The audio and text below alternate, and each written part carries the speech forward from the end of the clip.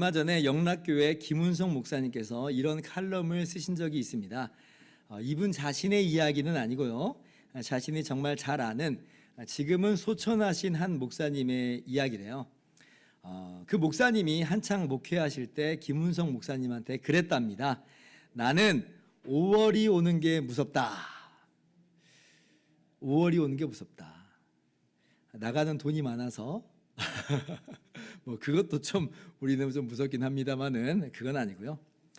5월은 가정의 달인데 행복한 가정과 특히 효도에 대해서 설교할 수가 없다. 효도에 대해서 설교하려고 하면 마음속에서 너나 잘해 하는 말이 들린다.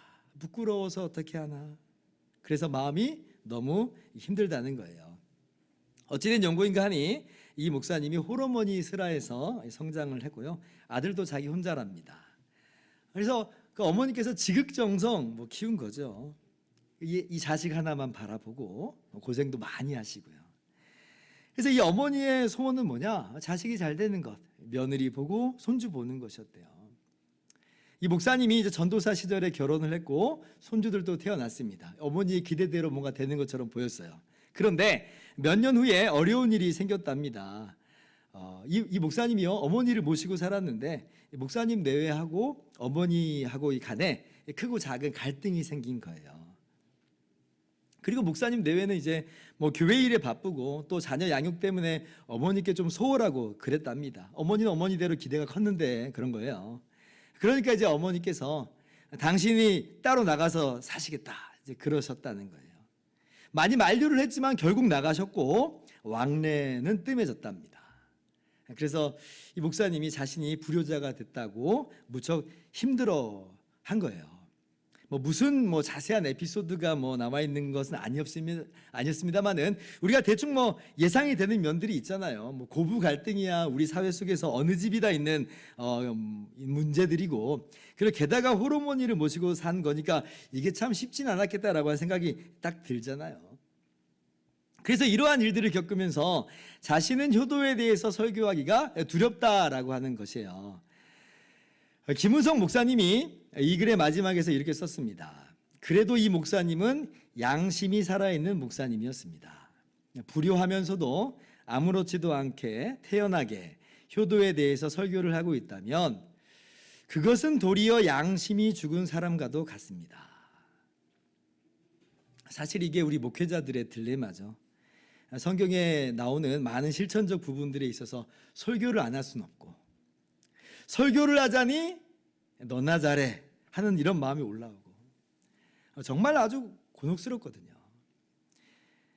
그래서 기도하면서 가는 그런 방법밖에 없다. 저도 마찬가지예요.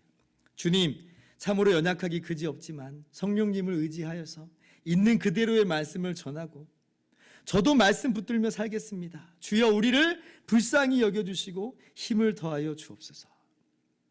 오늘도 그런 마음으로 지금 쓴 거예요, 사실은. 오늘 우리가 본문 말씀을 통해서 두 쌍의 인간관계, 총 4부류의 대상에서 주시는 실천적인 교훈을 우리가 접하게 되는데요. 사실 5장 23절부터 따져보면 부부관계까지 나오거든요, 거기에. 그러면 총 3쌍의 인간관계가 나옵니다. 근데 이제 우리가 차례로 읽는 순서상 지금 2쌍만 언급되고 있는 거예요, 오늘 본문은. 그런데 이 각 관계에서 요구하는 구체적 삶의 내용을 딱 보면 어때요? 정말 하나같이 만만치가 않아요. 어쩌면 제 안에서부터 너나 잘해 하는 그런 자괴감이 생기는 그런 말씀들이, 어쩌면 여러분도 오늘 말씀이 스스로에게 자책이 되기도 하고 혹은 또 상대방을 바라보면서 정죄하는 그런 말씀이 될 수 있겠다 싶습니다. 당신은 왜 이 말씀대로 하지 않는 거야? 그러면서 말이죠. 그래서 오늘 우리가 조금 겸손한 그러한 마음으로 우리 자신과 또 상대방을 오늘 말씀 속에서 바라볼 필요가 있어요. 우리 자신을 향해서는요, 어떻게 해요? 맞습니다. 주님, 오늘 이 말씀 보면서 정말 제가 얼마나 엉망진창인 줄을 확인합니다. 저를 불쌍히 여겨주십시오. 그런데 이러한 못난 저를 위해서 대신 십자가에 죽기까지 하여 주셨으니 좀 너무 감사합니다. 주님, 그래서 주님 주신 힘으로 다시 일어나겠습니다. 한 걸음 앞으로 나아가겠습니다. 도와주세요. 이 말씀 앞에서 그렇게 겸손하게 서는 거예요. 그리고 상대방을 향해서도요, 제가 연약한 것처럼 저희도 연약한 줄 깨달았습니다. 나는 마치 뭐가 되는 것인 것 마냥 교만하지 않게 하시고, 그저 저는 저 있는 위치에서 저에게 주어진 길을 잘 감당하는 제가 되게 해주십시오. 함부로 판단하지 않게 해주십시오. 이러한 겸손한 마음으로 오늘 말씀 앞에 선다면요, 오늘 하나님의 말씀이 우리의 삶 가운데 아름다운 열매로 나타나게 될 것입니다. 오늘 말씀을 그렇게 우리 마음 가운데 새기면서 구체적으로 적용해 나가도록 합시다. 첫째로 자녀들에게 주시는 교훈입니다. 1절 말씀부터 봅니다. 교독할까요? 자, 자녀들아, 주 안에서 너희 부모에게 순종하라. 이것이 옳으니라.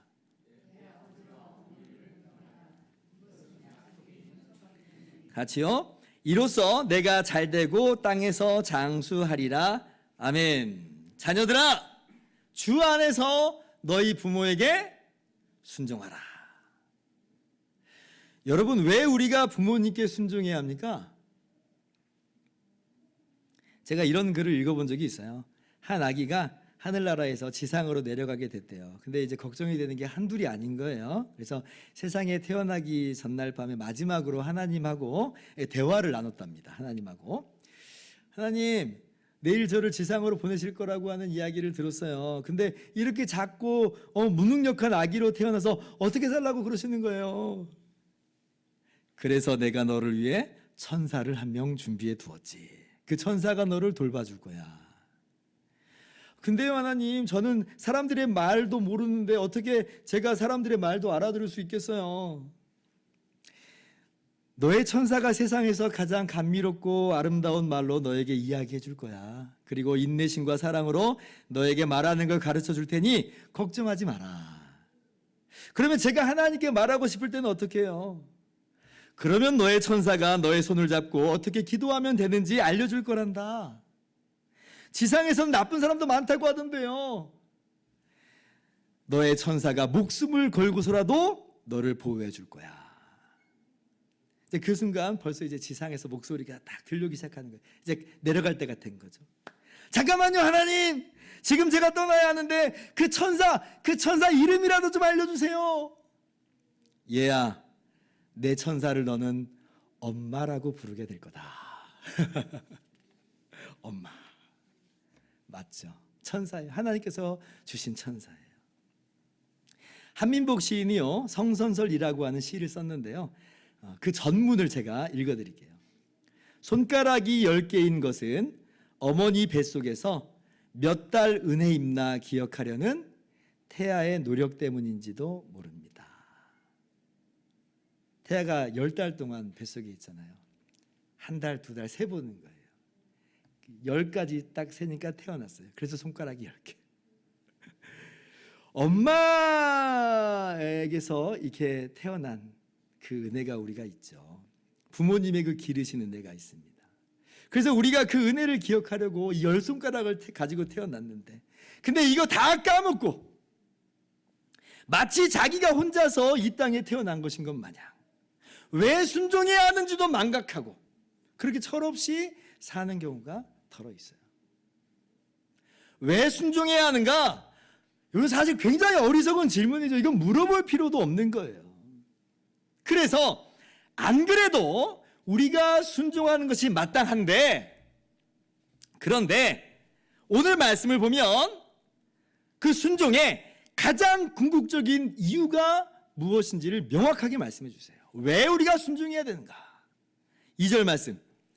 내 아버지와 어머니를 공경하라. 이것은 약속이 있는 첫 계명이니. 약속이 있는 첫 계명이니.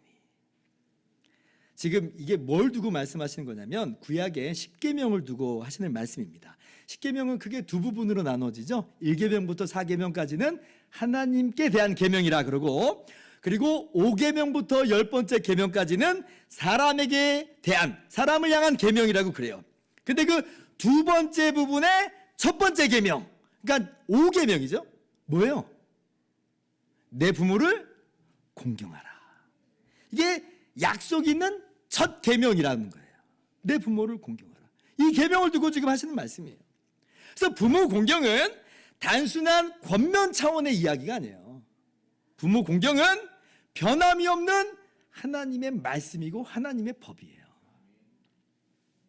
그래서 1절에 주 안에서 너희 부모에게 순종하라 하실 때도 이 주 안에서라고 하는 의미 중에 하나가 뭐냐? 여러 가지 의미가 있는데 그 의미 중 하나가 뭐냐면 이건 주님의 명령이라는 거예요.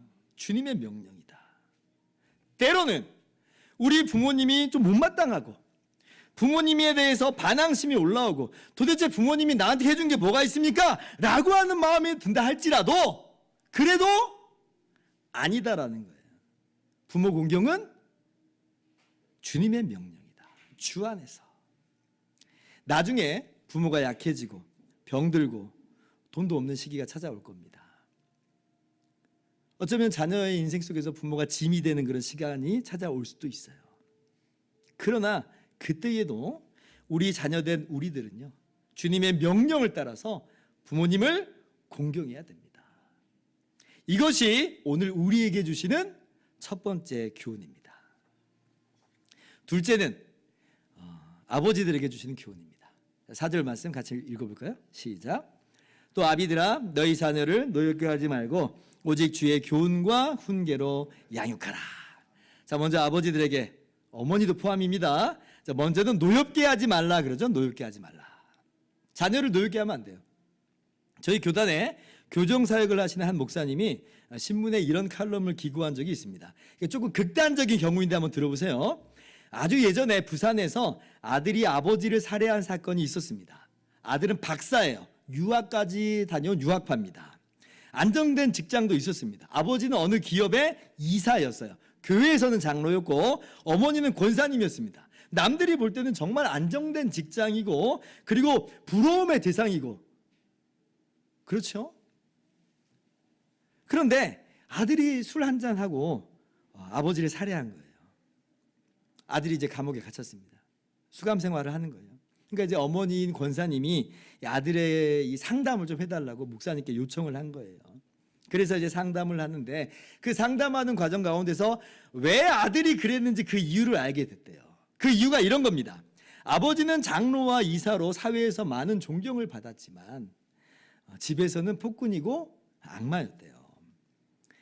정말 교회에서는 믿음 좋은 사람이다 이제 그렇게 보였지만 집에서는 목사용 늘어놓고 성도 험담 늘어놓고 아들인 자기가 조금이라도 실수를 하면 말로 표현할 수 없는 그런 욕을 하고 폭언도 했대요. 폭행도 하고 또 수시로 집에서 술을 마시면서 엄마에게도 자기뿐 아니라 엄마에게도 말로 닿을 수 없는 폭언과 그런 구타를 했답니다.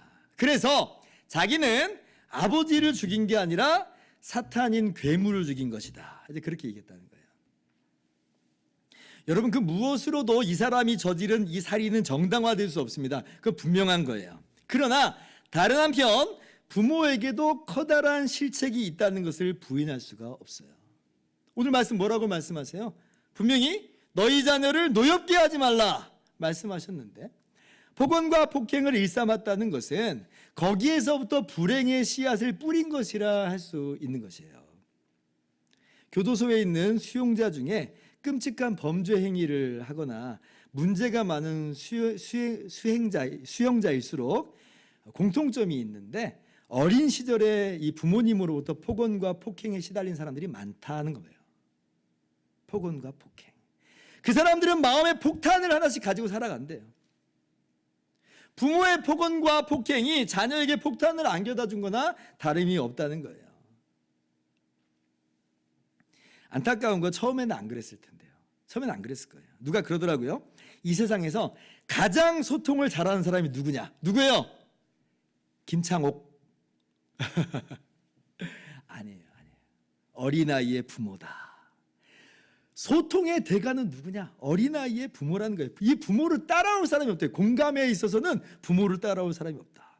세상에 아기가 그 부정확한 발음으로 이야기를 해도 집중해서 듣고 다 알아들어요. 우리는 뭔 말인지를 모르겠는데 다 알아들어요.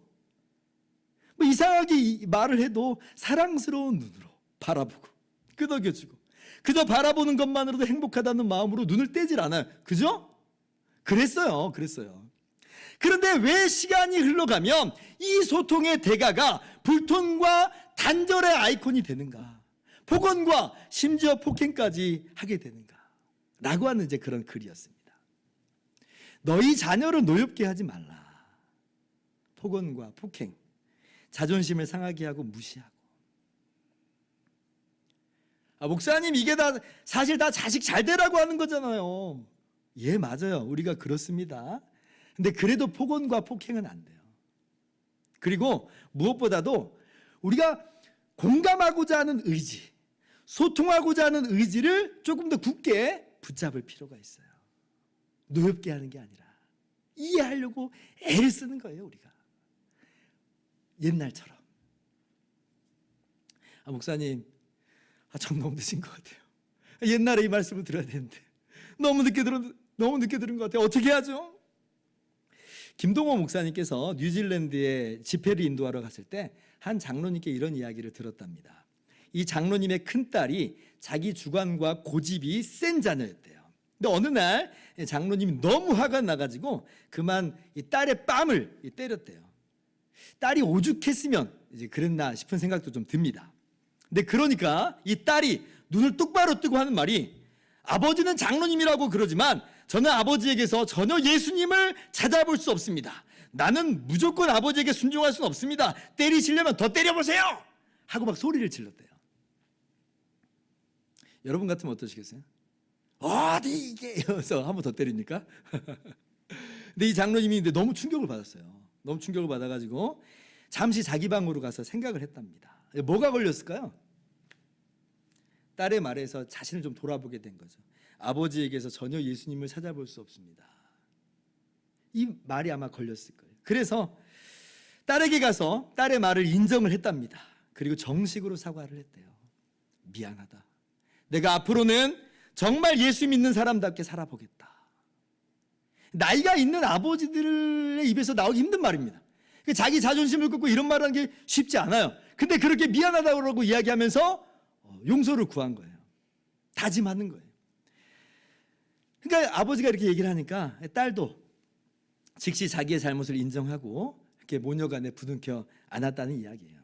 그리고 지금까지 이제 부녀 사이가 좋아져서 아주 좋은 관계를 유지하고 있다는 그런 이야기였습니다. 이 집안에서는 해피엔딩이었죠. 근데 아마 우리 사이에서는 아마 진행형인 그런 가정도 여럿 있을 거라고 생각을 합니다. 그러나 중요한 것은 뭐냐면 늦은 때는 없어요. 너무 늦은 때는 없습니다. 지금 가장 늦었다고 한 바로 그때가 가장 빠른 때라 하는 말이 있잖아요. 바로 지금부터예요.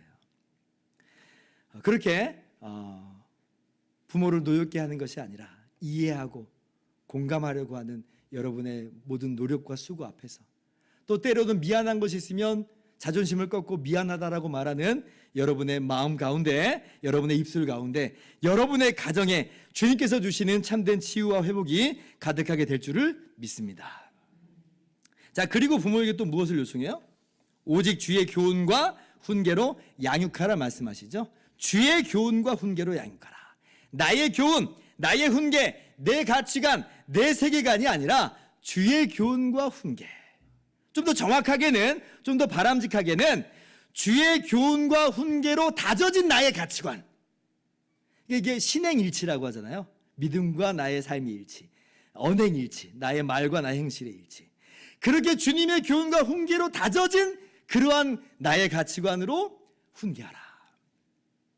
아까 자녀들은 주 안에서 순종하라 했죠. 주 안에서. 아무리 부모가 못마땅한 게 있다 할지라도 나의 참 부모가 되신 좋으신 아버지께 순종하기 때문에, 하나님께 순종하기 때문에 육신의 부모님께 순종한다 그랬어요. 마찬가지예요. 부모님들이 꼭 아셔야 될 게 있습니다. 이 자녀는 내 자녀 아니에요. 내 자녀지만 궁극적으로는 하나님의 자녀예요. 그래서 하나님의 자녀이기 때문에 진짜 아버지이신 하나님의 교훈과 훈계로 양육하는 것이, 이것이 우리 부모가 가져야 될 그러한 바람직한 태도인 거예요. 근데 그렇지 않고 세상의 어떤 지혜로 찌들린 나의 가치관, 나의 교훈, 나의 훈계로 양육하려 드는 것은 그건 하나님 아버지를 무시하는 월권입니다. 여러분 함부로 내 교훈 내세우지 마세요. 그거 나중에 하나님께 한 소리 들을지도 몰라요. 결국 바람직한 부모 자식 간의 관계에 있어서 무엇이 가장 중요하냐라고 할 때에 그 관계 가운데 누가 계셔야 되냐면 하나님이 계셔야 돼요. 부모와 자식 뭐 누구보다도 가깝고 누구도 껴들 수 없는 관계다. 그렇지 않습니다. 하나님께서 그 가운데 계셔야 돼요. 하나님이 나의 아버지면서 그의 아버지예요. 하나님 안에서 그리스도를 경외함으로 부모와 자식 관계가 이루어져야지 그것이 바람직한 관계고, 그렇게 해서 관계가 바로 세워지는 겁니다. 그리고 이것이요, 이러한 원리가 부모 자식 간의 관계뿐 아니라 모든 인간관계에서도 이것이 정답이고 여기서부터 출발을 해야 되는 거예요. 자, 5절 이하에 보면 종과 주인의 관계가 나오는데 이 구조가 똑같습니다. 5절 보세요. 종들아 두려워하고 떨며 성실한 마음으로 육체의 상전에게 순종하기를 그리스도께 하듯 하라. 그리스도께 하듯 하라. 마치 자녀들이 참 아버지이신 하나님의 말씀에 순종하여 육신의 부모님께 순종하듯, 종들은 참 주인이신 예수님께 순종함으로 육신의 상전들에게 순종하는 거예요. 6절 이하도 계속 반복하고 있잖아요. 그리스도의 종들처럼. 7절 죽게 하듯 하고, 8절 받는 것도 누구에게 받아요? 이 상전에게 받는다 안 하죠? 주께로부터 그대로 받을 줄 아니라. 진짜 주인은 누구라는 거예요? 예수님이에요. 종과 상전 사이에서도 예수님이 계세요. 계셔야만 해요. 그래서 지금 육신의 상전에게 순종하는 것은 주님께 순종하는 일환 중에 하나인 거죠. 근데 뭐 종들만 그런 거냐? 그렇지 않아요. 9절 말씀 볼까요? 같이 한번 읽어봅시다. 시작.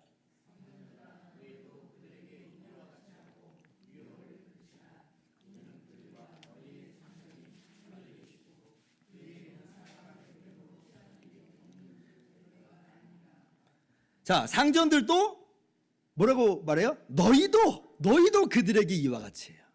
그러니까 종들이 그런 것처럼 상전들도라는 얘기예요. 상전들에게도 주인이 계세요. 바로 뒤에 이어서 말씀하죠. 그들과 너희의 상전이 하늘에 계시고. 상전도 마냥 상전은 아닌 거죠. 주님의 종이에요. 그래서 지금 나의 종이라고 하는 이 사람이 마냥 내 종은 아닙니다. 주님의 종이에요. 그리고 나도 주님의 종인 거예요. 그래서 궁극적으로 내 종이 아닌데 내 종처럼 막대하면 그건 뭐예요? 마찬가지입니다. 월권이에요. 주님께 한 소리 듣는 거예요. 그리고 나도 주님의 종이다. 사실 그나나나 역할의 차이가 다소 있을 따름이지 우리가 본질적으로는 평등한 것이고, 다만 나는 주님의 종을 맡은 종이다. 청지기인 거죠. 청지기. 그래서 참 주인이신 주님께 순종하면서 주님의 뜻에 맞게 종에게 일을 맡기고 대우해 줘야 된다. 이게 원리예요. 모든 인간관계 속에서 하나님이 계신 것이고 모든 인간관계 속에서 주님이 계신 거예요. 우리는 주님을 경외함으로 이 모든 관계를 맺어나가는 사람들이라 하는 것이에요. 그렇게 전개시켜 나가야 됩니다. 그렇지 않고 인간관계 속에서 우리가 맺어가는 인간관계 속에서 예수님이 빠져버리면, 주님을 경외함으로 우리가 나가지 않으면 이것은 성도가 취하는 그런 바람직한 인간관계 모습은 아니에요. 오직 우리는 우리 아버지이신 하나님 안에서, 우리의 주인이신 예수 그리스도 안에서 인간관계를 맺어나가고 그렇게 형성해 나가고 발전시켜 나가는 우리 모두가 되기를 바랍니다. 자, 셋째로 마지막으로 종과 상전에게 주시는 교훈을 이제 한꺼번에 살펴봅시다. 자, 가장 중요한 기본 원리는 아까 방금 말씀드렸습니다. 그리스도 안에서요. 그리스도를 경외함으로 가는 겁니다. 자, 그러면 구체적으로는 어떻게 해야 되는 것인가? 라고 할 때에 종들은 어떻게 해야 되는가? 성실하게. 즉 눈 가리고 아웅하지 않는 겁니다. 자, 6절 말씀 7절 교독합니다. 눈가림만 하여 사람을 기쁘게 하는 자처럼 하지 말고 그리스도의 종들처럼 마음으로 하나님의 뜻을 행하고.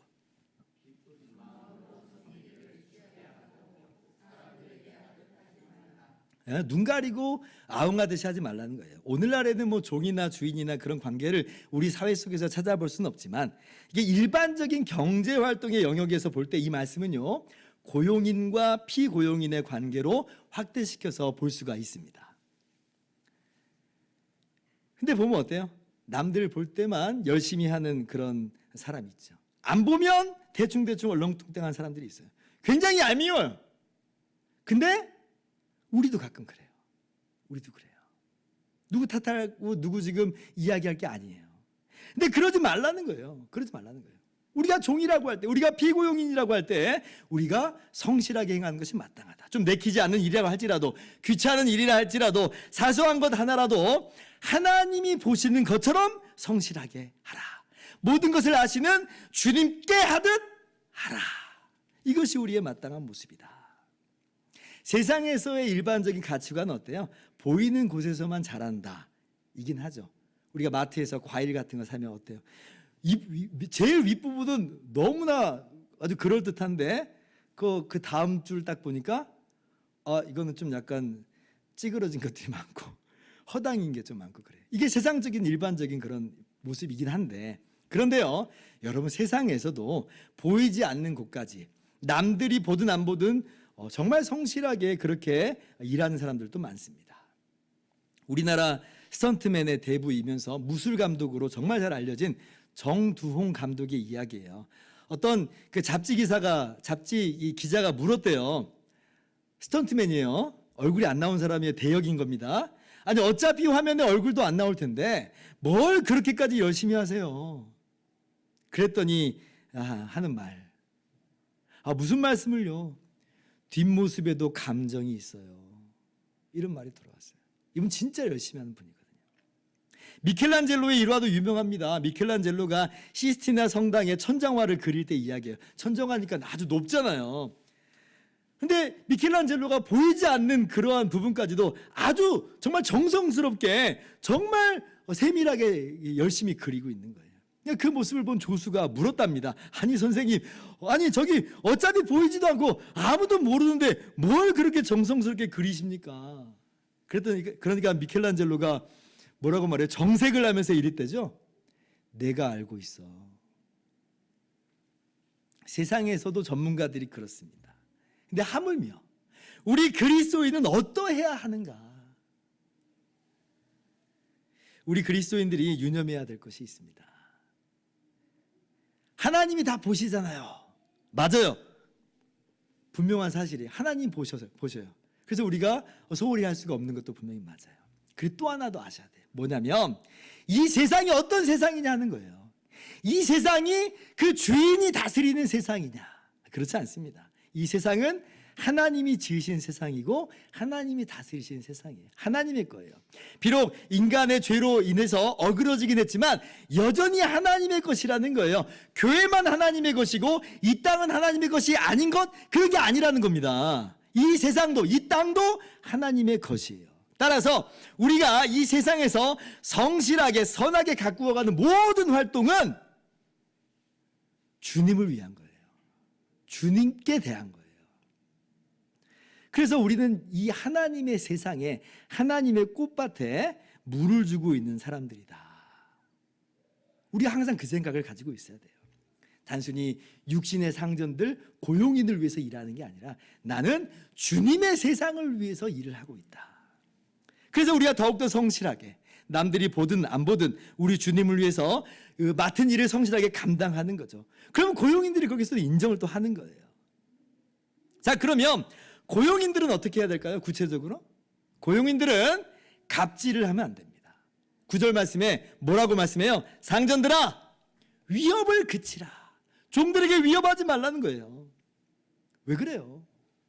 주님께서 주님의 십자가로 핏값 주어 우리를 죄와 사망에서 종노릇한 데서 해방시켜서 자유인이 되게 하셨는데, 주님께서 그 핏값 주고 보배로운 핏값 주고 우리를 사셨는데 우리가 그 사람을 우리의 종으로 만들어버리면 어떡해요? 주님께서 해방시킨 사람을 우리가 종으로 만드는 것이 이게 말이 되는 이야기인가? 이건 마치 제가 지난주에도 말씀드린 것처럼 1만 달란트 탕감받은 종이 자기에게 100데나리온 빚진 동료의 멱살을 잡는 거하고 똑같은 모습이에요. 그 사람들은 우리의 착취의 대상이 아닙니다. 동료예요, 동료. 신명기 15장을 보면 종을 대우하는 법이 나와요. 종을 어떻게 대우해야 되는가? 15장 12절 봅니다.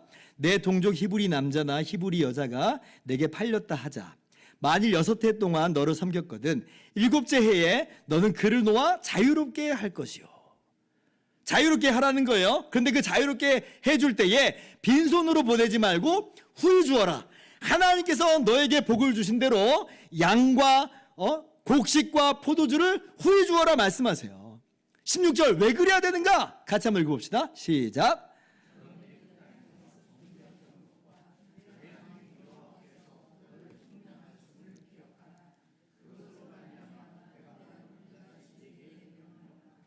아멘.